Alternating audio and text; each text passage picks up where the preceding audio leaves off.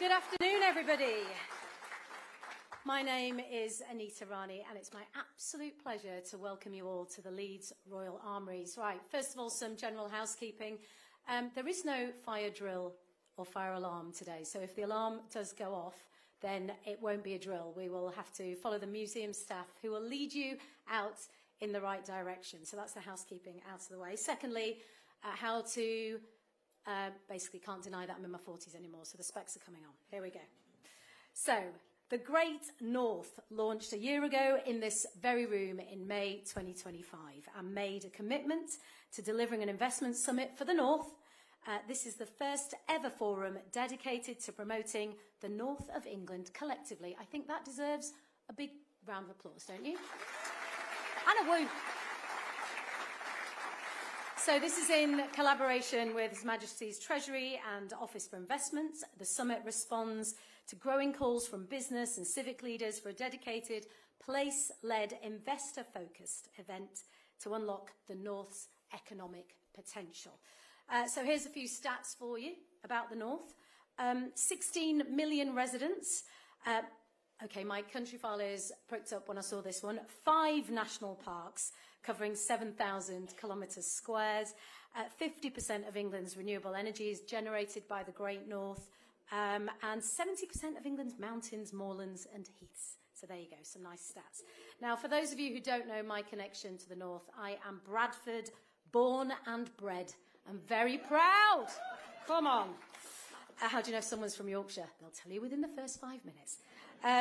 So my grandfather moved to the UK in the 1950s. My dad was 4. Those of you who watched me and my dad on Race Across the World will have seen my Yorkshireman father thrive in an environment where we had to stick to budget with the catchphrase that very quickly became, "How much?" So my granddad moved to Bradford, worked in the mills. This is a really common story for the South Asian community in the 80s, because a lot of us worked in markets and the rag trade, and my parents set up a manufacturing business. And then his granddaughter, just 2 generations later, finds herself at the heart of British broadcasting. Or, as John Craven said to me, "Anita, we're doing missionary work for the North." I like it. And it does, I must say, give me great pleasure to present Woman's Hour with a Yorkshire accent. 3 years ago, I was given a huge opportunity and a great honour to give back to the city that I'm very proud of being from by becoming the Chancellor of the University of Bradford. But I actually went to Leeds University, which is fine because we're all one North. And I have to say I had the best time in this city, and thank God we didn't have phones with cameras in the 90s.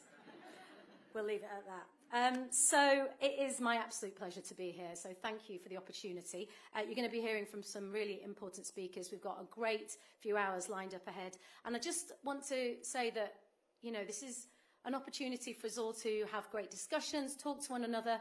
So every session that will be taking place will be as informal as you would like it to be, because we are the North and we are all friends. So without further ado, let's bring on the first of our speakers. I would like to invite today to the stage Mayor Tracy Brabin.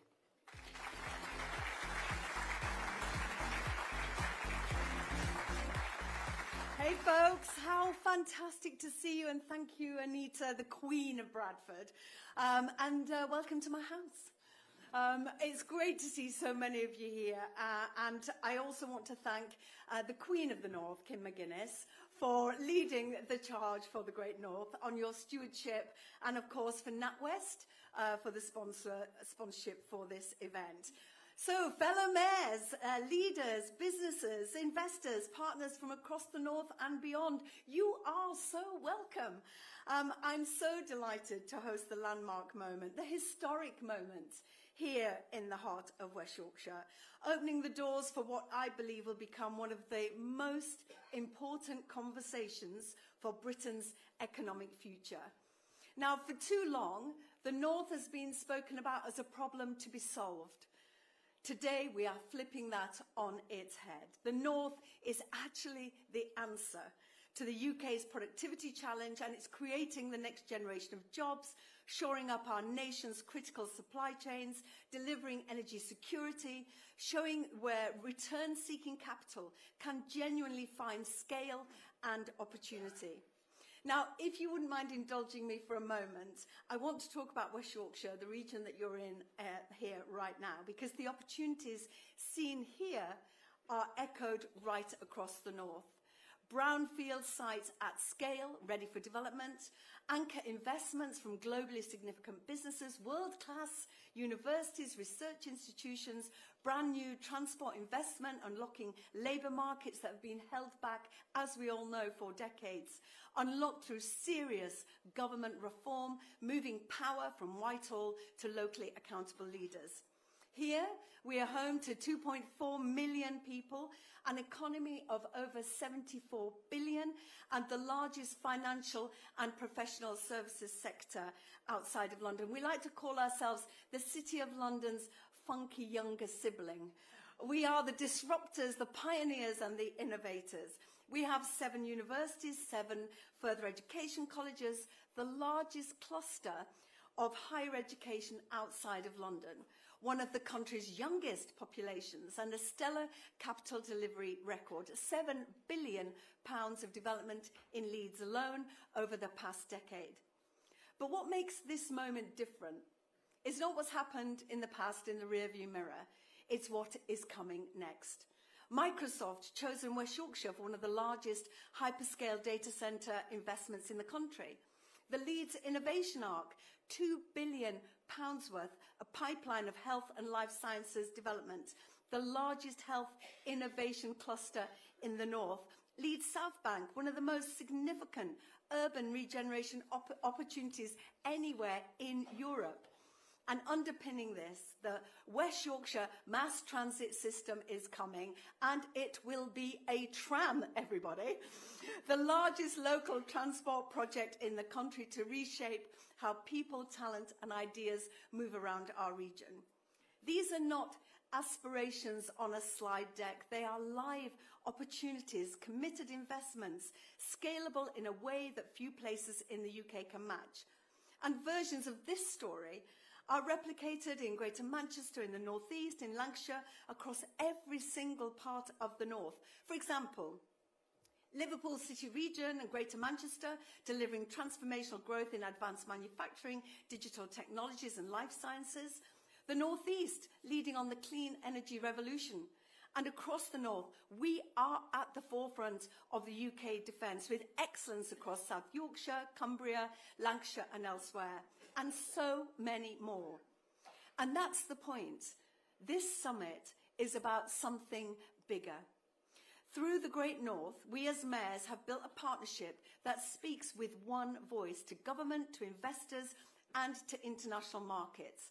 After today, when investors look at the North, they won't see fragmentation. They'll see a coherent, connected economy of 16 million people, 8 mayoral combined authorities, world-class universities, leading positions on AI and clean energy, advanced manufacturing, life sciences, the creative industries through the Great North Creative, backed by government with all the institutional capacity to deliver at scale. So today is historic. It's the moment that we collectively put that offer on the table, and the size of the prize is immense, and I know we are all ready to grasp it. Lastly, before I hand back to Anita, can I just say thank you to all of you for being here today, particularly our investor partners. Thank you for being part of this historic new chapter. The conversations we begin here will shape the next decade of northern growth. The North is definitely open for business, and West Yorkshire is proud to be hosting the start of the next chapter. Please have an inspiring and productive day here at the Armouries. Fittingly, the first national museum to move its HQ out of London, right here in the heart of Leeds. So, as I see you all around over the next few days, please come say hi and be part of this extraordinary historic moment and the story that the Great North is coming. Thank you.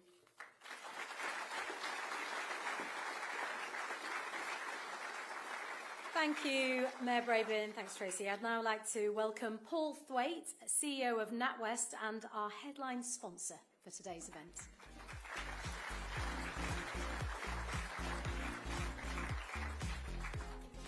Thank you, Anita. Thank you, Tracy. And good afternoon, everyone. It won't take long for it to become pretty obvious that I grew up in Liverpool. And doing so in the 70s and 80s means I saw a local economy need to reinvent itself. In the 90s, I moved to Manchester, and as a student there, saw it become a cultural powerhouse built on creativity and on new industries. And through my career at NatWest, I've seen millions of customers across the north turn their ambition into action. New ideas, new businesses, and new growth. Only this morning, I met with our customer Iliad, a high-growth business based minutes away in City Square, and I saw that entrepreneurial spirit in action as they develop new AI-led payment strategies and winning global business from here in Leeds. And I don't underestimate the very real near-term challenges, but I've seen firsthand what the North is capable of, and I'm confident that it is one of the most compelling places to invest in the UK today. Because across the North, you can feel something building, a concentration of ideas, of talent, backed by growing confidence and, importantly, ambition. And I agree with Tracy. The North should not be thought of as a policy challenge to be fixed. The region is a growth engine driven by innovation, scaling businesses, and sectors that compete on a global scale. And of course, our story has deep roots. The North has always been at the heart of the UK's economic strength. From the Industrial Revolution, when growth was driven by decisions taken close to industry, to the infrastructure that connected regions and unlocked trade. As a bank, we've been part of that story too. In 1891, before my time, we helped finance the Manchester Ship Canal, backing one of the most ambitious infrastructure projects of our time. Because even then, growth depended on two things: local ambition and the capital to deliver it. That remains true today. What's changing is how that ambition is expressed through metro mayors, combined authorities, increasingly acting as the economic architects of their regions. And that's why fiscal devolution matters. Because this isn't just an abstract policy debate. It's not simply about rearranging responsibilities. Fiscal devolution is an investment multiplier. Our research shows that around 2/3 of business leaders believe giving regional leaders more control over funding decisions would increase investor confidence. And a similar proportion say they would be more likely to invest locally if regions had stable, long-term funding settlements. So this is about more than governance. It's about turning good ideas into investable propositions, which is why I think the publication of the North Investment Prospectus today is so important. Creating the certainty in the pipeline that capital needs in order to flow. And when you combine local decision-making with real financial power, you create the conditions for growth to accelerate. We know that growth doesn't come from capital alone. It comes from building the right ecosystem around it, the skills, the support, and the pathways that help good businesses start, scale, succeed, but importantly, stay. That's why we're investing in innovation right across the North. Through our accelerator hubs in Leeds, Manchester, and Newcastle, we're supporting entrepreneurs to turn ideas into scalable businesses. Through specialist services such as our intellectual property lending and our venture banking presence in Manchester and Leeds, we're helping high-growth companies access finance that reflects the value they are building and the expertise they need to compete globally. And through new partnerships with universities such as York, we're helping turn world-class research into real businesses. Because our role isn't just to finance growth, it's to connect the capital with the local ambition and help scale it over time. And we've been doing that in the North for many years. Today, we support over 4 million personal customers across the region. We bank around 230,000 businesses here, from small firms to mid-sized corporates to major corporates. So we are deeply embedded in this economy. And that place-based approach really matters. Because as many of you know in this room, the economy of the North is not uniform. It's a set of diverse, high-performing regional economies, each with its own individual strengths, whether that's Manchester's digital and service economy, York's research and innovation base, Newcastle's energy and life science clusters, Sheffield's advanced manufacturing, or the thriving fintechs here in Leeds. Understanding those differences and backing them properly is what drives real growth. And that's why partnership matters. We're working closely with the Metro Mayors and the combined authorities here today, aligning with their strategies and helping bring capital to where it can have the greatest impact. Because growth depends on strong local foundations, homes that people can afford, transport that connects people to opportunity, and infrastructure that helps businesses to succeed.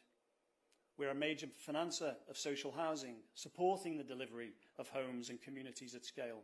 We support transport and infrastructure that connects towns and cities and unlocks productivity. And we are backing the transition to more sustainable, energy-efficient systems, from retrofit to clean energy and electrified transport, because they are the fundamentals that underpin long-term growth. And today, we're taking that further. We're announcing a new 20 billion commitment to support the investment being planned by combined authorities across the north of England. Over the next decade, this will increase our lending and help mobilise additional capital into the region. Because what we are seeing is a growing pipeline of investable opportunities across housing, transport, energy and wider infrastructure. Delivering those opportunities at scale will require deeper public and private partnerships between combined authorities, governments, partners like the National Wealth Fund, the British Business Bank, banks and long-term investors. That's why we want to play a leading role, helping turn regional ambition into investment delivery and long-term growth. And we're already seeing what that looks like in practice. In the North East, we're supporting Teesside-based 13 Group to retrofit their portfolio of social housing properties, benefiting thousands of customers by making their homes more energy efficient. Here in West Yorkshire, we're backing Leeds Bradford Airport to deliver its long-term growth strategy while undergoing a transformational regeneration of its terminal, enabling the airport to expand passenger capacity by 2.5 million to around 6.8 million passengers by 2030. Different places, different sectors, but the same momentum. Of course, we recognise this year brings its own challenges as households and businesses navigate uncertainty. But as a bank rooted in these communities, our job is to support customers through those pressures, because long-term growth depends on resilience in the short term. But when you take a big step back, the direction of travel is clear. The North has always been a centre of industry and innovation. Today, it is becoming a centre of modern, scalable growth. And with fiscal devolution on the horizon as a multiplier for investment, with strong regional strategies in place, and with capital flowing more effectively, the momentum is only getting stronger. The North isn't a future opportunity, it's a growth story happening right now. And our job, as a bank, as partners, as investors, is to back it. With conviction and with partnership, I've seen and I know what the North is capable of, and I believe in its future. Thank you.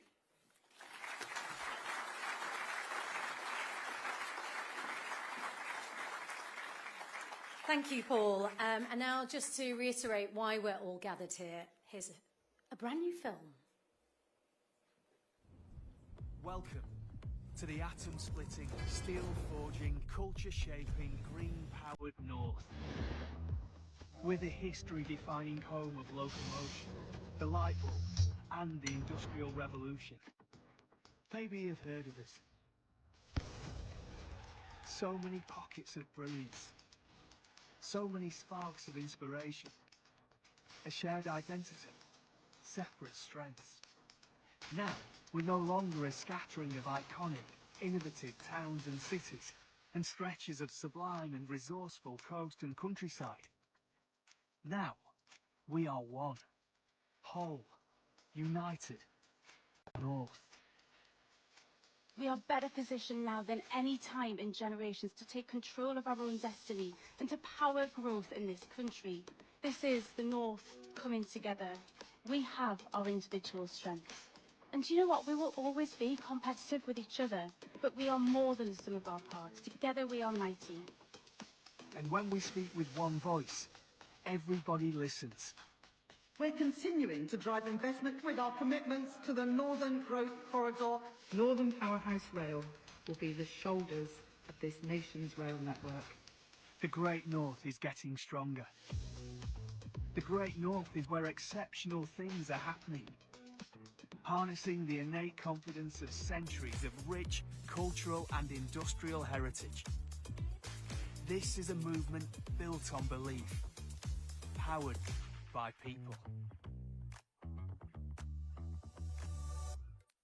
Good.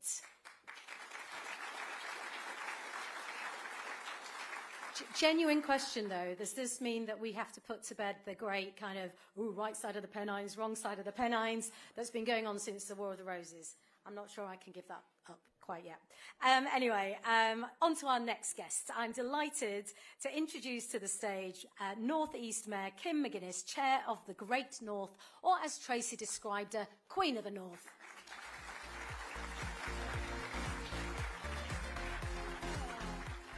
Thank you so much. What a week. What a week and what a time to be speaking about Northern ambition. Now, if you are here today and you're thinking about investing in the North, I'm just going to do what Northerners do. I'm going to cut to the chase and just say, you should. Like NatWest have. Follow their lead. Because you know what? We are no longer settling for a gradual process. And you know what? Maybe we never did as the North. But for a long time, gradual was what was on offer from our over-centralised, London-centric country. And so we didn't have a choice but to go with it. Those days are over. Gradual change is not our game plan anymore. What you are seeing in the North now is genuinely the start of something really radical, something really different. We're changing the way that this country's run in the interests of the people that live here, in the interests of the people who invest here. Now, don't get me wrong. We have not torn down the barricades and the revolution is not finished. But everything is in motion, and it's Northerners who will provide this country with the drumbeat of economic growth. Already, over the last 2 years, we've seen more than £60 billion committed to the North in government funding and private sector investment. You can add NatWest money to this from today. That's forging a new path for trains, turbines and trade. But it's not just that thriving economic opportunity that unites the North. What you get from us is pride, visible, unmistakable. People choose this Northern life. They want to be part of our Northern story. Now look, the North is not without our challenges. We know exactly where that investment needs to urgently go, but our ambition is vastly superior to our challenges. It drives results, and never have those results mattered more than they do now. This week of all weeks, I don't need to tell you that our politics, not just in Britain but across the West, is in a prolonged crisis of trust, because the fact is that people simply do not feel heard. Mayors, like those that founded the Great North, are a solution to that challenge, part of the solution anyway. For you, knowing who to pick up the phone to if you want to talk to the North East or you want to talk to West Yorkshire or Greater Manchester. But also, let's face it, being able to vote in or out one person who actually has a real ability to bring investment and create jobs locally, based on local need. It's a radical shift in the way that people access power in this country. Growth, jobs, delivery, that's why we're here. That is our Northern story. The prospectus that we're launching today genuinely presents a new age of ideas and opportunity. At the heart of our plans are the strengths that at first appear to define the North. AI growth infrastructure, energy superclusters, but actually, when you look at these assets as a whole, you realise that we're not just a Northern powerhouse, we are Great Britain's powerhouse. A North made up of 15 million people who export £100 billion in goods and services every single year. This is where momentum lives.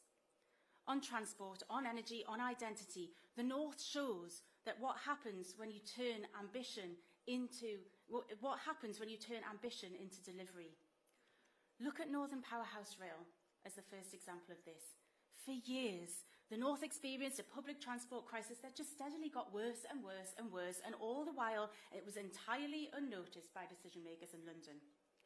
So what did the North do? We united, we forced action, we made it so we could not be ignored any longer. We ensured that those in power acknowledged that a transport system in the North being left behind without the progress we deserved was a national emergency. And just getting by is no longer good enough. And so what happened next? Train companies responded, government responded. The Northern Powerhouse Rail Plan shows what happens when the North forces action. We see more of that ambition in our future to lead the way, to set the UK standard as we look at clean energy. Right now, our northern coast, both on the east and on the west, as Anita said, uniting across the Pennines, is going through a jobs boom. There is nowhere like it in British industry. Take the politics out of it. Put aside the chat about net zero if you want to, or the obvious fact that in a time of global uncertainty, renewables are the path to security, or what it does or doesn't do to bring down energy bills. Forget all those arguments, and what you are left with is thousands of jobs and an investment opportunity like nothing else. Renewable energy is a new era for the North, an era that will be as totemic to our identity as shipbuilding and mining was. And right now, there are companies across the planet looking to the north of England and our energy investment potential. And I know that from meeting some of them myself face to face, just like other mayors have. And I'll tell you now, as bluntly as I can, while America under Donald Trump is turning its back on green energy and the jobs it brings, the people of the North will take them all with open arms. And that's just the wind turbines. Tidal power, hydrogen, nuclear, the North is the UK's energy story. Together we provide 60% of England's renewable energy. The days of us waiting for trickle-down investment for London are at an end. And the wisest firms here will see how things are going and they will back us now. But nothing, nowhere, tells the story of a North greedy for success more than culture and sport. Now, I love a little trip to London, don't we all? And I'm sure that quite a few of you have come here from London. But it could never be home. And honestly, I don't think it's any longer the home of UK culture, and I don't even mind saying that to Sadiq. The North has got so much more energy. You can feel it in our music. You can see it on our screens. It is visceral. We love to tell our Northern story, and there's no one better to do it than local talent. And it's not just a good night out or a gig that you'll remember forever. This is jobs we're talking about. It's growth. Several Northern mayors have now come together to launch a Northern music export office. And honestly, I don't know how we haven't done it before. Because British music is Northern music. And all right, you get some good pop songs from London, but the soul comes from the North. We know it. I think the world knows it. History tells us. And now we're going to maximise it for the next generation. And honestly, I'm so passionate about this. I love our Northern culture so much. It's a bloody miracle that I got through that whole section without talking about Sam Fender or Oasis. So why is all of this happening? Why did we finally get a plan for rail, a new round of offshore wind leasing, or a Northern music export office? We got it because we refused to limit our ambitions. People said, be realistic about what the North can do. This is what realistic looks like. And that brings me very neatly to Brendan Foster, who's in the audience today. Because nothing says ambition like an Olympian. And we've got one of those in our ranks as mayors too. It's why we're so proud to have him as the founder of one of the founders of the Great North, alongside being the founder of the Great North Run.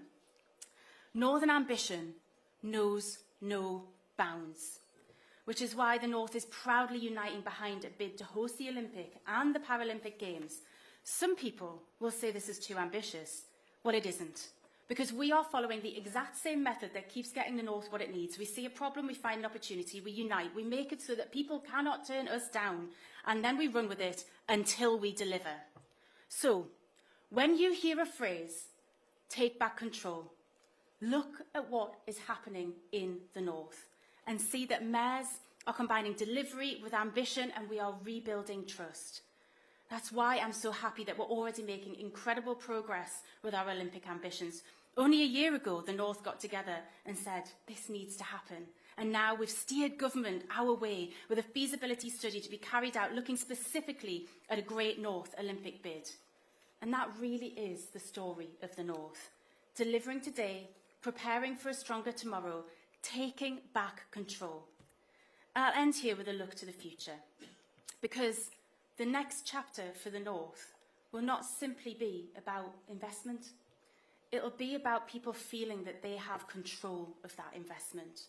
Whether it's better railways or thriving high streets or, dare I say it, publicly controlled utilities, a vital thing that people locally feel they have a say over.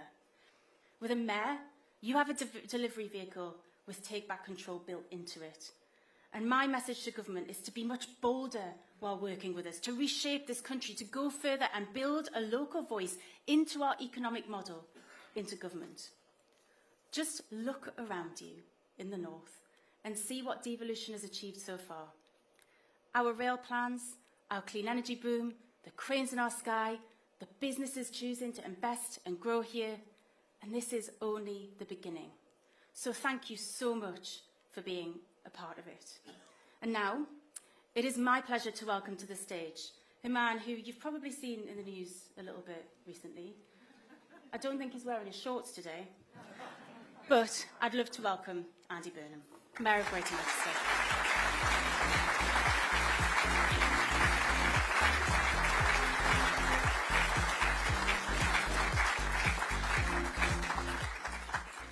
Good afternoon, everybody. Good to be in Leeds. Nice to see you all. And thank you, Kim.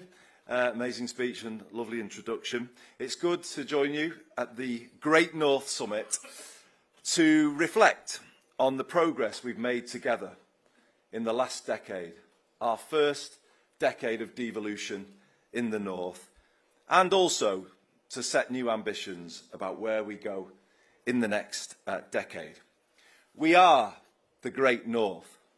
We are on the way back, but we all know in this room we can be even greater. And that's what we're going to be. That's our mission, to make it so, to revive it, reindustrialise it, and celebrate that newly resurgent north of England in the spotlight of the world's attention at the 2040 Olympic Games. Where are you, Brendan? No pressure, but we're counting on you. Oh, you will. You certainly will. But you've put us in an amazing place. You gave the mayors the ambition to start thinking this way, and here we are. Here we are. It's brilliant. And thanks to the government for their backing for the idea. And it can happen. It can happen. It is possible. But only with big changes now to the way this country is run. And that's what I want to talk about today. As you've probably worked out, I think you know where I'm going now, don't you? Makerfield is no ordinary by-election.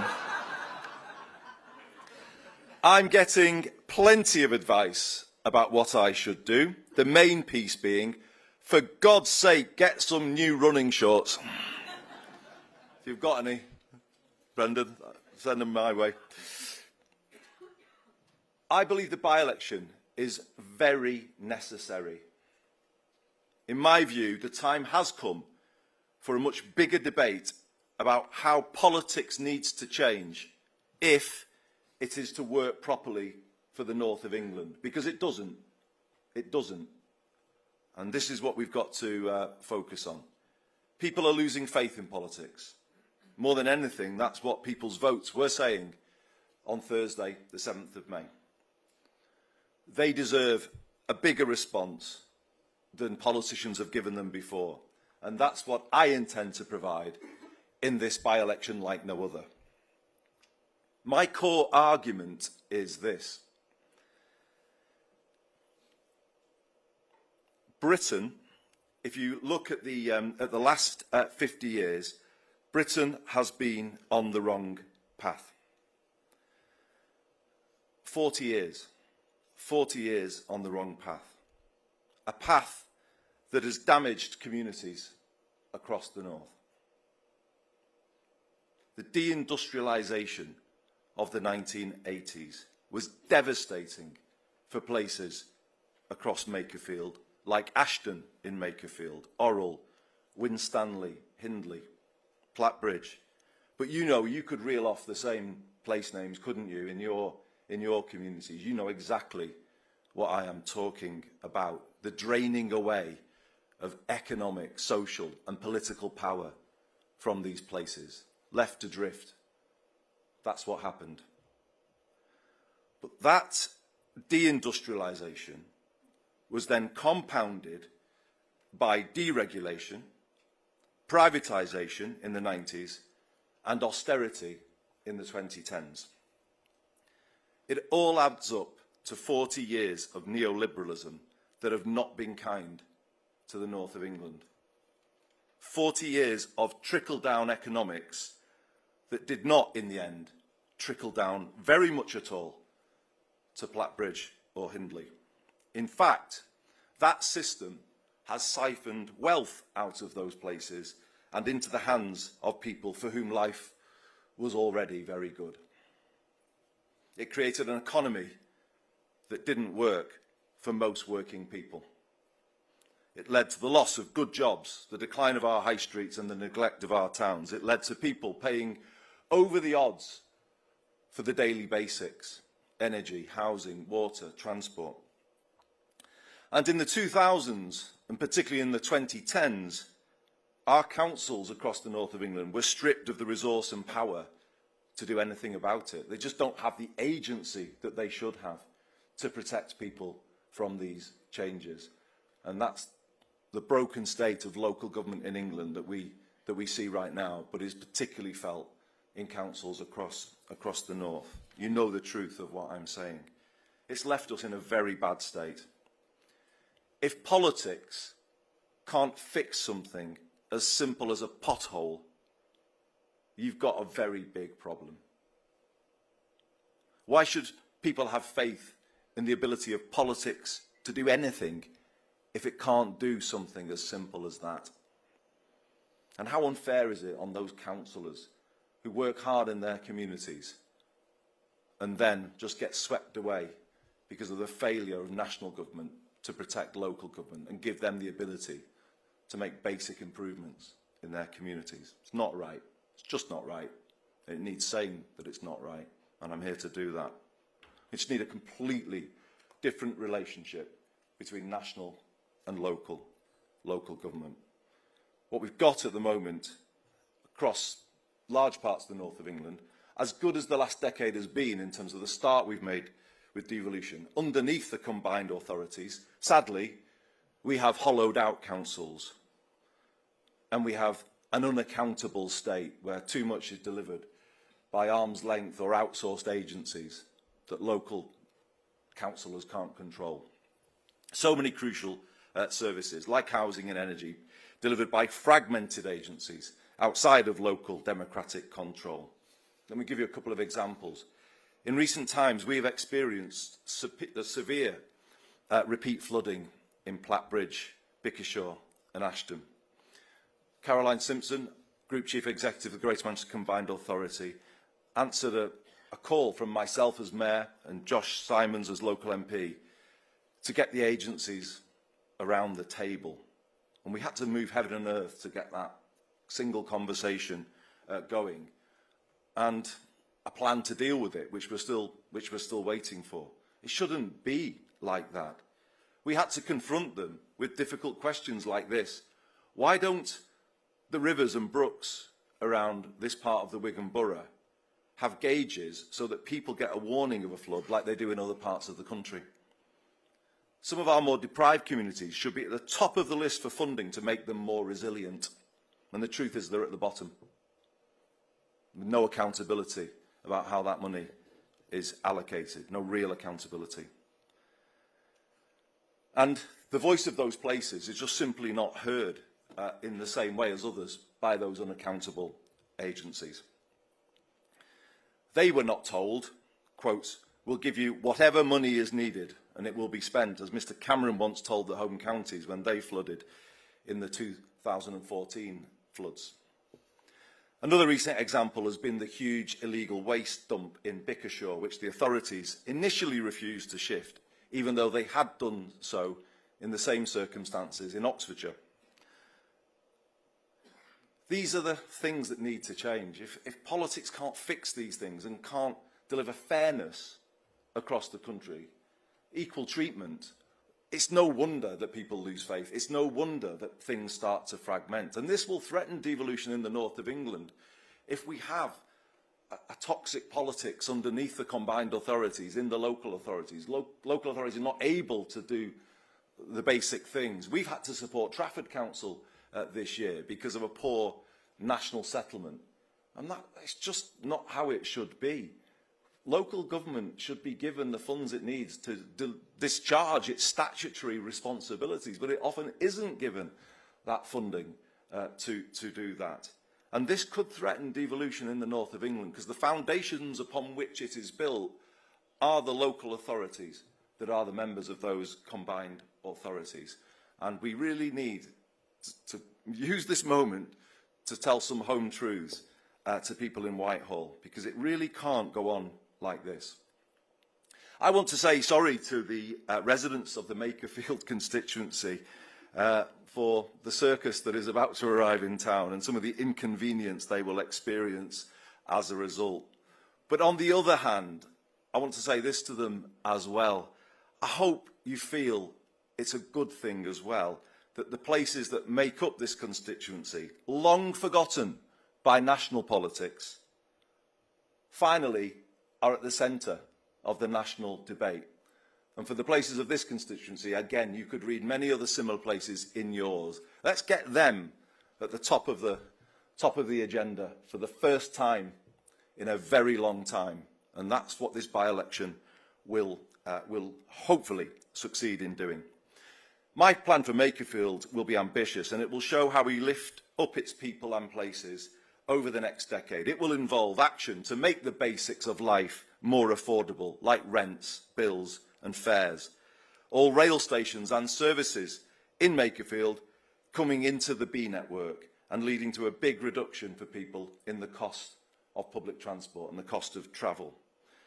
It will involve the reindustrialisation of our part of the world, for instance, through the work I'm doing as Mayor to bring modern manufacturing to the PPG site in Hinley Green. Changes to education, to make technical education the equal of the university route and give young people new paths into good jobs. How wrong it is that for the best part of 30 years now, the debate in education has all been about the university route, and the whole system has been built to support the university route. What about those millions of kids across the north of England who want technical qualifications, who want paths into good jobs and support to get to those jobs? What about them? Who has been speaking for them and their life chances in recent decades? They've been written off. They've not featured in the national political debate. That is one of the things that this by-election is going to change, because I've been speaking about them. I will continue to speak about them and their aspirations and their life chances. And that is a big way in which politics needs to change. Not just sending messages into the middle ground of voters, but speaking for all people, and particularly kids, who most need politicians to focus on their life chances, which is what we've been doing in Greater Manchester. Thank you. I will make the building of more council homes part of my Makerfield plan, building on my work as Greater Manchester Mayor. And I want to come back to where I started with, how do we make this work? And then how does this become a template and a settlement that works for all of the combined authorities in the north represented in this room, doing great work. And as far as I'm concerned, on the same path as Greater Manchester. We're all working more and more together. And summits like this bring out that collaboration. And I think we can all go so much further in the next decade if we're set up to do so. We've proved the concept, haven't we? We've proved it works. We have proved that we are doing more for our communities than Whitehall ever did for us. They never even had an ambition for the different parts of the North. It took devolution to give us the ability to set an ambition and then to go towards it. But think about what we could do more with a more determined approach in the next decade. The things I've just outlined will only succeed with serious rewiring of this country to transfer power and resources back to local areas. And that's what I want to do if I am returned to Parliament. It depends upon maximum devolution of power and resources from national government to local government. And I want anyone, obviously, from the national system to really understand that. We can't have this halfway house anymore, where something gets devolved, but none of the people get devolved, and they sit there marking the homework of the combined authorities and finding new ways of putting pressure on us to do something that they want. It's time to trust the regions of this country, free them up, let them get on with the job. It means less delivery through unaccountable national agencies, and it means more things coming under local democratic control, like our buses. We can't go on with a bloated national state and a malnourished local one. It is time for public servants to be transferred into local authorities and combined authorities to give them the capacity and the agency to get things done. This is how we underpin the next decade of devolution in the north of England. It's the type of change I want to see for the people of Makerfield. The positive energy it will unlock will be huge. It will bring people back together, get places like Makerfield working, and move us beyond some of the divisive debates of the last decade. My view is that Brexit has been damaging, but I also believe the last thing we should do right now is rerun those arguments. Britain will be stuck in a permanent rut if we're just constantly arguing and people are pulling away from each other. It is time, surely, isn't it, to bring people back together, to focus on what we've got in common, to get the growth coming to all places so it's felt there. That is what we need in this moment. And it's really important that whatever comes out of this by-election, there's a more kind of unifying feeling about the change that we need to work towards. I'm not proposing that the UK considers rejoining the EU. I respect the decision that was made at the referendum, and it's going to undermine everything I've said about strengthening democracy if we don't respect that vote. If we are to unify communities and the country, it means focusing on the big economic challenges we have, the structural problems that I've been talking about before, the fact that we gave away so many of the levers of economic power when we deregulated and privatised. That is a problem. You know, we don't have control of the basics and the cost of them, and therefore we don't have control of public spending. If local authorities are facing the cost of temporary accommodation and the benefit system is chasing rents in the private rented sector, as we are right now, how can we control our costs as a country? It is about getting a fundamental grip on those things, and that's the main thing that matters. We need a relentless domestic focus in this period. Let's fix our own country. Let's get it working again. Let's get it back to where people want it to be. I sense a real yearning out there that people feel, why aren't we where we should be? Why aren't things just working as they should? And that's what I think has to be our focus now, fixing the fundamentals of our own country rather than plunging into another divisive debate about a relationship with other countries. But I do support what this government is doing in driving for a stronger, more collaborative approach with Europe, our closest neighbours with whom we share so much. So, in conclusion, everybody, I decided to put myself forward to bring this debate to the fore. Too much of what we need to change is in the hands of others. The North doesn't have all of the control that it needs to turn things around, to turn around the lives of our people, to give new life to our towns and our high streets. We just don't have it.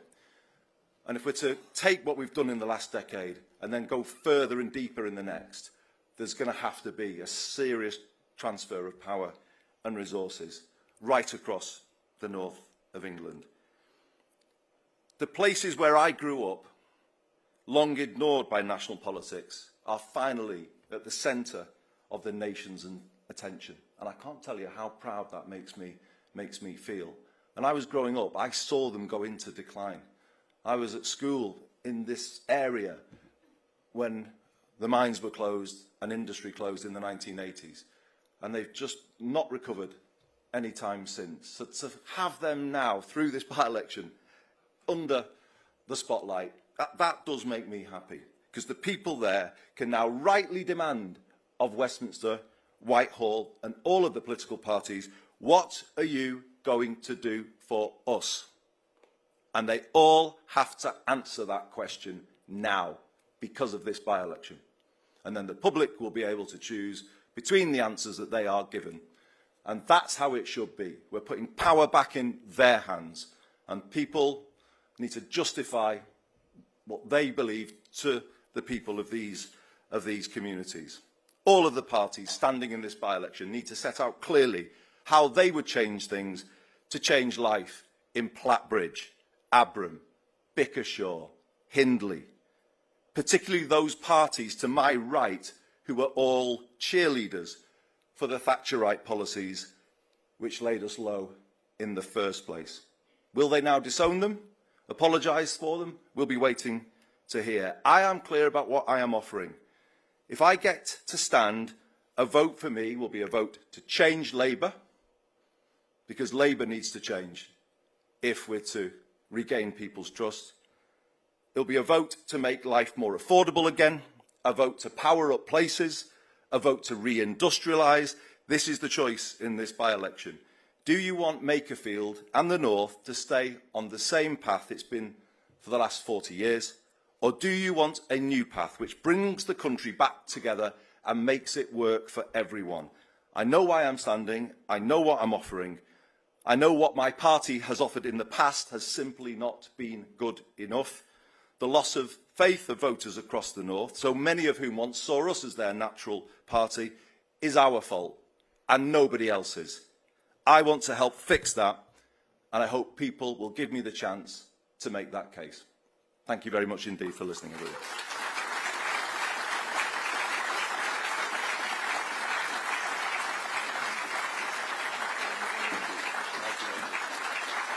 Thanks very much.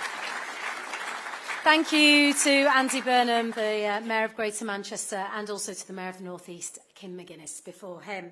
So that brings us to the end of the opening session. It remains for me to invite you to one of these 3 breakout sessions, and I'm sure you'll enjoy any session you pick. And then we're all going to get back together here at 3:15 for the In Conversation with all the mayors and leaders, and an address from Dan Tomlinson MP, Exchequer Secretary to the Treasury. So enjoy your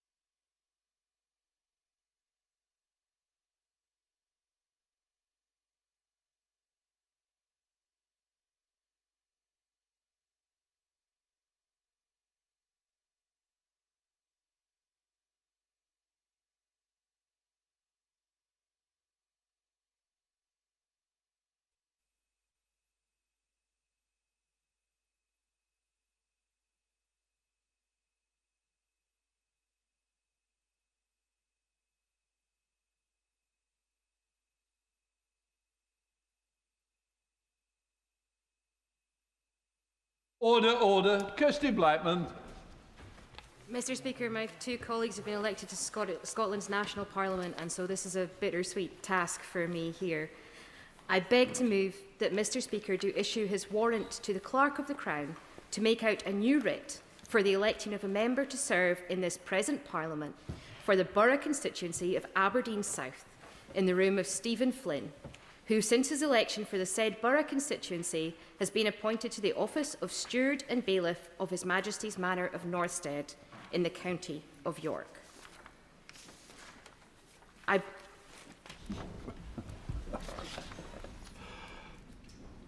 The question is that I do issue my warrant to the Clerk of the Crown to make out the new writ for the electing of the member to serve in the present Parliament for the borough constituency of Aberdeen South in the room of Stephen Flynn, who since his election for the said borough constituency has been appointed to the office of Steward and Bailiff, His Majesty's Manor of Northstead in the county of York. As many of that opinion say aye. I think the ayes have it. The ayes have it. I never thought he would represent a Yorkshire constituency in England. Kirsty Blackman. I beg to move that Mr Speaker do issue his warrant to the Clerk of the Crown to make out a new writ for the election of a member to serve in this present Parliament for the county constituency of Arbroath and Broughty Ferry in the room of Stephen Patrick Gethens, who since his election for the said county constituency has been appointed to the office of Steward and Bailiff of His Majesty's 3 Chiltern Hundreds of Stoke, Desborough and Burnham in the county of Buckingham.